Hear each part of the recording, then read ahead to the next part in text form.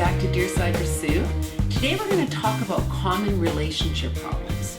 What are they? What are the most prominent ones that stick out and a lot of people complain about?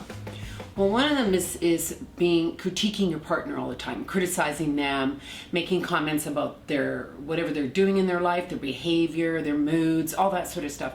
That's a really big one because after a while it sort of starts to grate on everybody's nerves because they feel they can't do anything right. Another one is jealousy. Now, if you're feeling insecure in your relationship and you decide, oh, maybe I'll make them jealous and then they'll want me more, or they'll sort of start paying attention to me. The minute you start making your partner insecure and start flirting with others and making them question your love for them, it's only going to make matters worse. So making somebody jealous is not a good idea. It just starts the whole relationship off into a big fireworks problem. You don't want to do that. You want to make your partner always feel secure. So don't make comments when you're walking down the street about how hot that guy is or how good looking that girl is, or oh, you like her boobs or her ass or whatever. These things after a while become an insecurity because the woman or the man starts looking at themselves and their body image and things like that because you're checking out somebody else that maybe has qualities that you don't have. So be very, very careful how open you are with your flirtation and your jealousy, sort of, making somebody jealous. Another big mistake that a lot of people make within the relationship is using sex as a controlling power tool.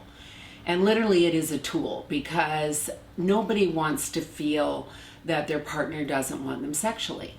So if you start using that and pushing back from them because you think that they've done something you don't like, and so you're going to use that as a manipulative, sort of situation, again, it's going to cause a lot of problems because they're not going to want to have sex with you if it's always about manipulative sort of enticement. If you're always luring somebody into the bedroom because they feel guilty or they want to try and make it up to you, after a while, that's going to be the whole thing about your sexual relationship, and you don't want to do that. So don't use sex as a negotiating or manipulative tool. Leave that one alone. Find something else if you have to do that. And the last thing that I really want to talk about, these few points here I find are quite common with a lot of people, but this last one is if you're upset or hurt or angry or something that's happened in your relationship, shutting off from somebody and thinking they're going to get over it because you're silent about it is not going to happen. Because a lot of people, it just fuels it more because they think you don't care, that you're just letting it go, it's no big deal to you. When really, you need to communicate. You need to talk about all these things that are driving you crazy. Even if they're not good things, don't worry about it. Get it out in the open.